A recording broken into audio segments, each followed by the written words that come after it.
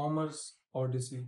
Odyssey is a Greek epic traditionally credited to poet Homer. Uh, there is a lot of debate that was it Homer or Homer was even Homer, or group of writers that compiled the book together, and that group was called Homer. So there is a lot of debate about him because the book was compiled around 800 BC. So that's probably 2000 and 2800 years ago. And the book is one of the major book that is written, one of the major book that became popular and written in that period of time. Uh, there are other works that were written before that in the history of the world. Uh, at the top of my head, Veds were written before that, Vedas were written before that, and uh, and some other religious text.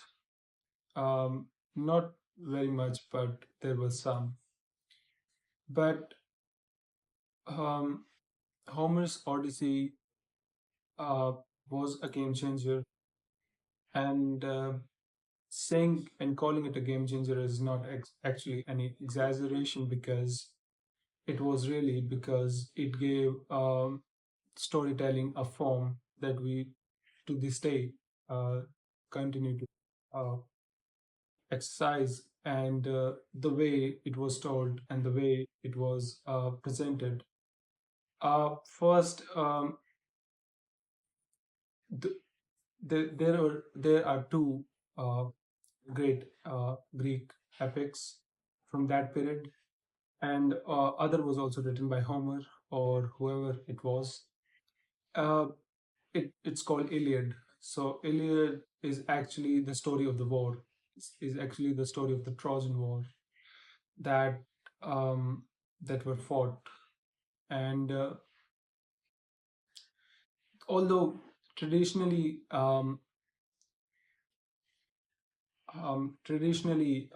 Iliad is more poetic and more there's more rhythm to it, although it's because it's about the war and everything is very immediate and sudden, so it sounds like a this rhythm that is carried by a musician, and you feel that throughout the book.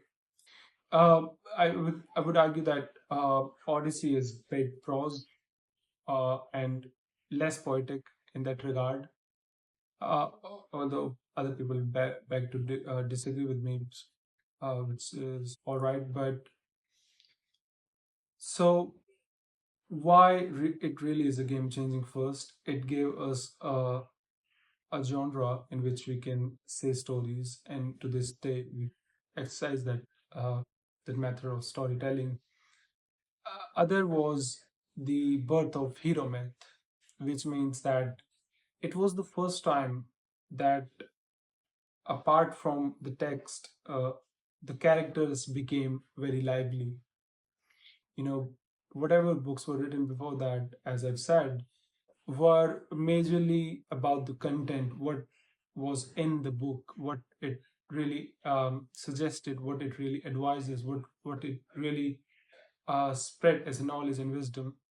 But Homer's Odyssey and Iliad were both these major works that really carried the character forward, apart from other anything else. And the plot of the Odyssey is rather very strong, which is again says a lot about Odyssey, which means that earlier the books were written, were very strong in the plot, and the storybooks that were written, the novels that were, and the epics that were told were very strong in the plot because strong was very formidable. It is only in modern literature where uh, characters somehow overpower and outweigh the plot, and plot free or plot less, or rather with plot weak plots, stories can be very successful.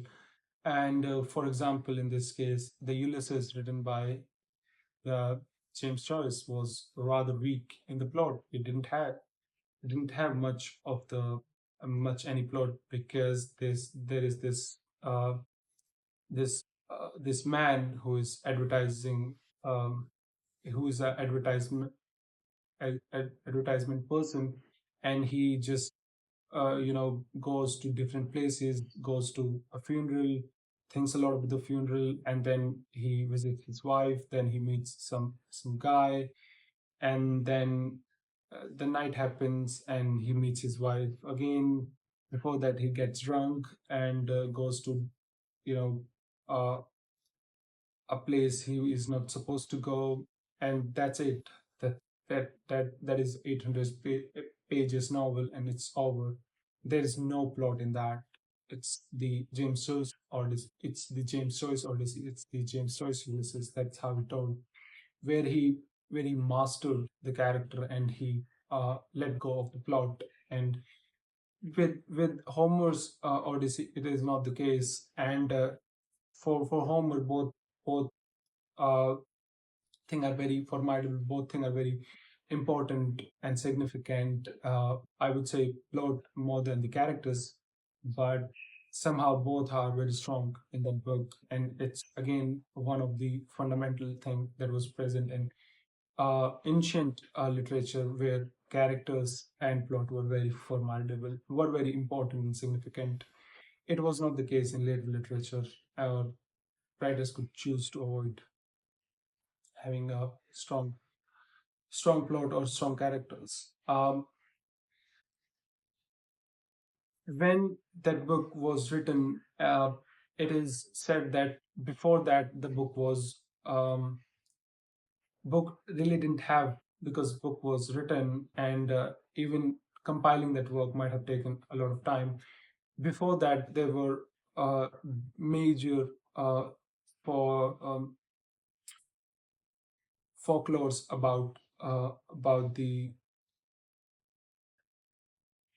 heroes and what we call Odyssey today. And the folklores, as it would have came from the people of Greece, who were interested in stories, who were interested in character, who were interested in heroes. And somehow the need for inventing a hero is as similar as need for inventing the god or the devil, because somehow humans need an explanation for a lot of things that is beyond human comprehension. And somehow the life of the Greeks, and since they were ancient people, and probably they had the best of technologies at that period of time, they still were suffering. And human history is full of sufferings, and most of the human throughout the history suffered. And for them, I think the need for inventing a hero is like a rather very strong, and they succeeded in that, and they created one of the most strongest hero that we can imagine. And all the hero stories, all the hero myth comes from Homer's Odyssey or Iliad.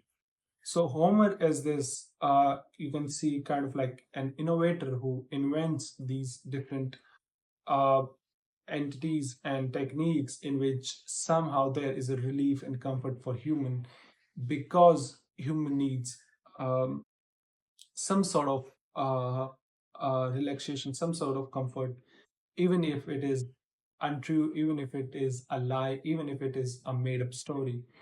And Homer's experiments with that, and he succeeds in trying to um, promote a hero myth. So hero myth is that there is this person who is supremely powerful. Uh, in the ancient literature, supremely powerful only means being a warrior, being a um, very strong in physicality, and being very muscular and masculine means supremely powerful. In the modern literature, that also mean being intelligent, being rich and being other things apart from being physically, although that characteristic is also present in today's literature, but it was very stronger back then.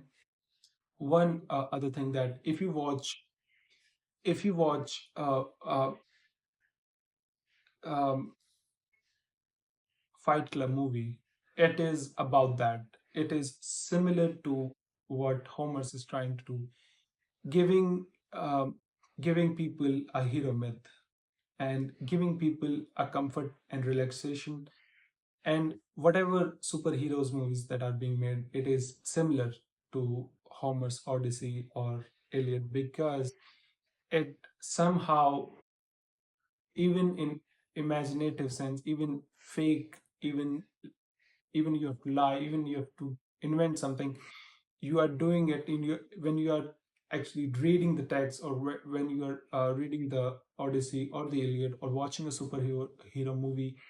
Somehow, somewhere there in deep psyche of human, finds relief, find comfort, find something that is beyond their life, is full of, you know uh, common things, full of common experiences, full of common mistakes, full of common sufferings, and being a common man. And superhero sort of gives, because it is not only that anybody else is a superhero, is a comfort to human. It is also somehow human sees themselves as in a mirror. It's like a weird dream being fulfilled, and seeing yourself as a heroes, or somehow relating to the hero myth. And Homer somehow, you can say, invented the art of storytelling, because there will be no modern literature without Homer inventing those characters, or having that form, having that method, having that technique, that this could be a way to tell a story. This could be a thing that we can, try, and probably it would work, and it did, actually. So over the period, it was folklores and folk tales that are being told, and later it was compiled around 800 BC, and then it was present throughout the literature in Greece, literature of the Romans. Romans called it different. Romans called it Ulysses because of the change of the language. They had Latin, so as their formal language. So they they translated the Greek text into Latin, which also became very famous, called Ulysses. Uh, and Later, some other great artist experimented with the idea called James Joyce, and he was very successful in that regard too. Um, Now, the hero myth was invented. What else? What else was invented was the poetry. And so, if you read the Iliad and you begin the Iliad from book one, you will see a great rhythm that is going on, that is present there. It is also somewhere in Odyssey, but less present, as I've said, but it is there. So, the invention of poetry. I imagine personally for myself, I have this opinion which could be bit bit different, is that the poetry is we see poetry as invented or defined. You can say redefined in that, in printed media by Homer, or what we call printed media today, or whatever technology they had back then. But somehow poetry would have been there in human civilization. I have no doubt about that, and it would have present in different civilizations. And civilization is mile wide, uh, an inch deep, and you really have to have a lot of wisdom to, sort of coming with the correct explanation of everything. You can just guess and you can draw a speculation, but you can somehow conclude the whole thing. So poetry was invented in that form by Homer. Hero myth was invented. A different form of storytelling was invented. What else? What else was invented was editing. I I choose to differ from the people who say that it was originally, written by Homer only, and there was nobody else involved, which also sort of mean saying that a writer today can write, publish, edit his own work to some extent, which seems more possible. But for me, it seems almost impossible that Homer himself just did all the thing and didn't need a re-edit. There might have been a great editor who might have edited the book because the book looked different from from from it looks um, very perfect, uh, and it looks very modern literature. It doesn't look that it was written in ancient time, but because it looks too perfect to be ancient, it might have been re-edited over the years, and there might have been picks and chooses among the sections in the books, which I think I've read a little bit about it, but the the the modern translation that most people read is by Samuel Butler, and Samuel Butler was of the opinion that actually the Homer was a woman living in Italy and spoke Latin, or wrote in Latin, and he was the opinion, and he wrote other works having that in mind. So he had so when we read Samuel Butler's translation, um uh, Poseidon becomes Neptune, and Athena becomes Minerva. Um, uh, so the names are different of the characters, and because either the earlier versions had Greek names, and after the Latinized of Homer's Odyssey, it became more Latin names and more. For example, it was Ulysses, not Odyssey or Odysseus, and so the book, so the re, so th- the book is about this great hero called Odysseus. So Odysseus is it's about his struggle returning home from the war, which almost took 10 years, and meanwhile his home is became a big chaos, which means that his wife is alone at home. His young son, who is who when he left was still a child, but by the time he returned he became a man, or was at the verge of becoming a man, and his wife is in great trouble and spends all the time crying and doesn't do much and just cries because her husband is not home, which she loved um, most of anything in the world. And everybody, so there was this tradition in Greece, as it was depicted in Homer's Odyssey, that if your man is not at home, you're supposed to marry. We will assume that your man is either dead in the war, or I don't know, you're probably in somebody's detention, so you're supposed to marry somebody else. You're not supposed to stay without a husband, without a man.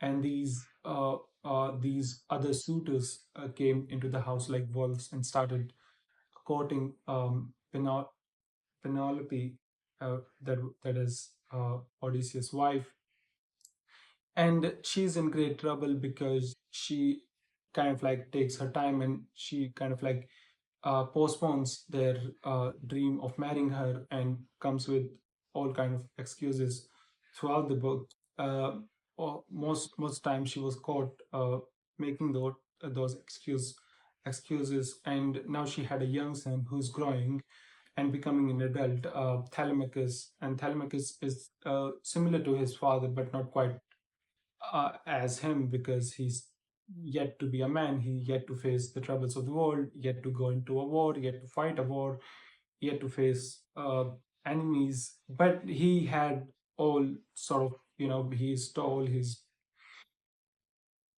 smart, he's handsome, and the so so the one thing that is also present. So Telemachus is also a hero, different kind of hero of less caliber, but Odysseus is of higher caliber and whatever there could be.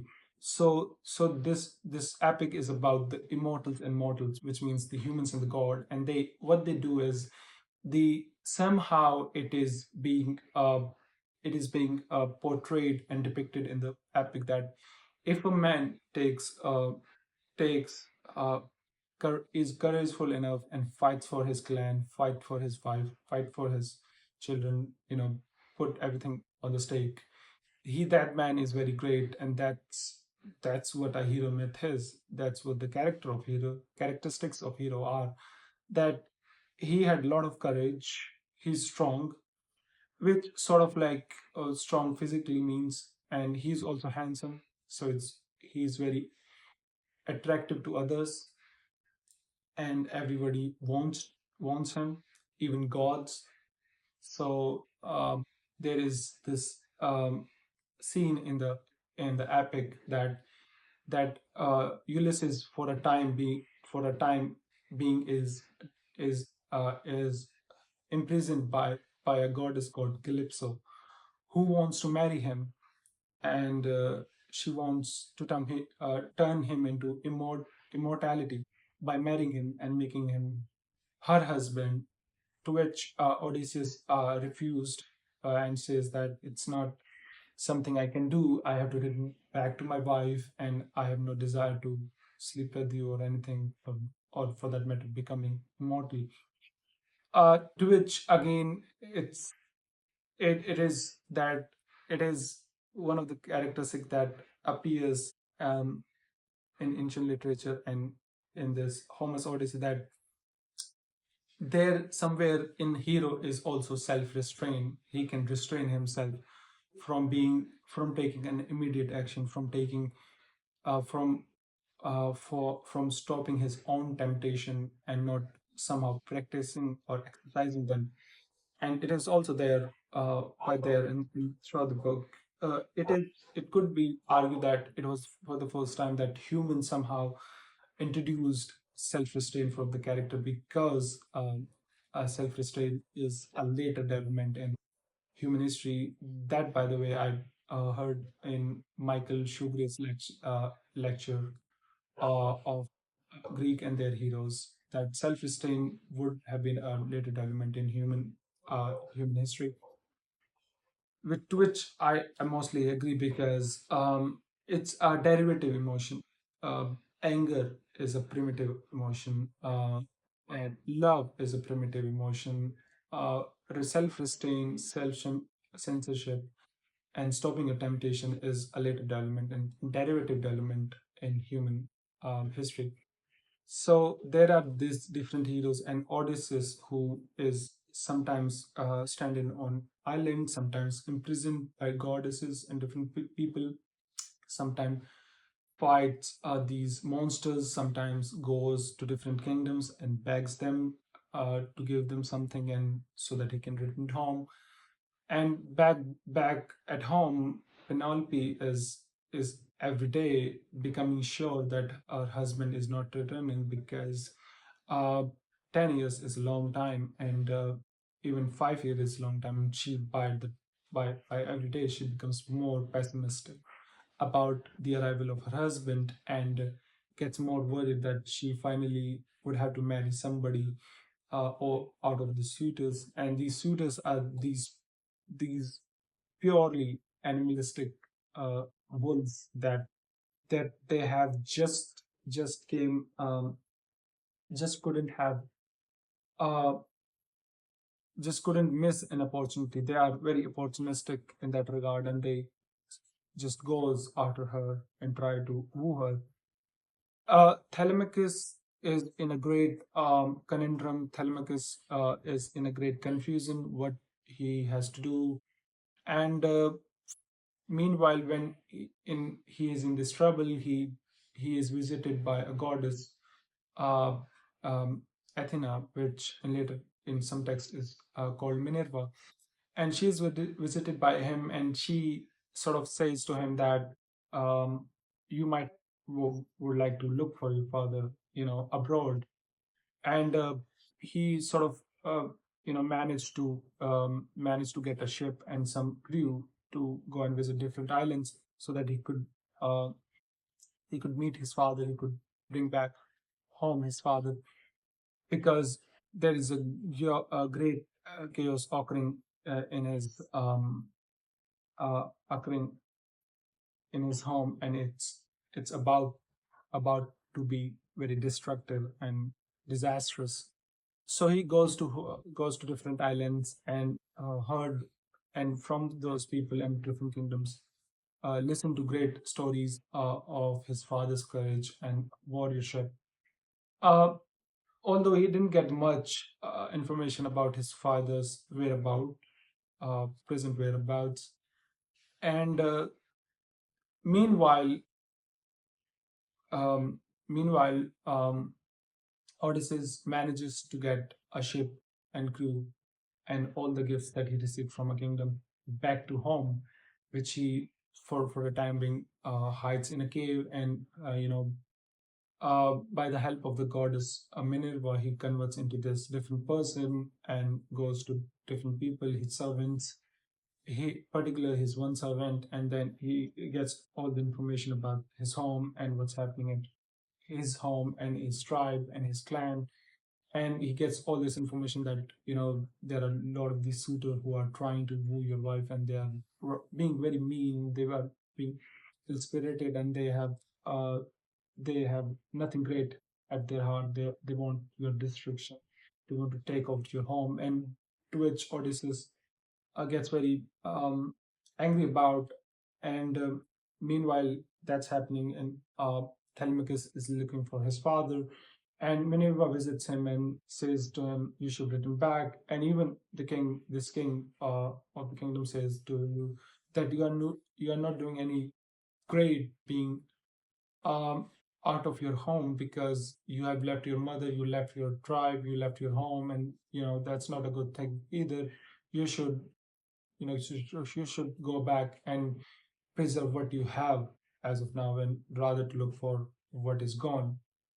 Sort of says sort of says that maybe your father might be gone, and when he comes back, he meets his father, and his father, disguised as a beggar, goes to his own home and pretend to be beggar throughout, because with the help of the goddess, he disguised himself as a beggar, and then he saw the reality of the suitors, who were very mean and corrupt, and very ill at heart, and he saw the real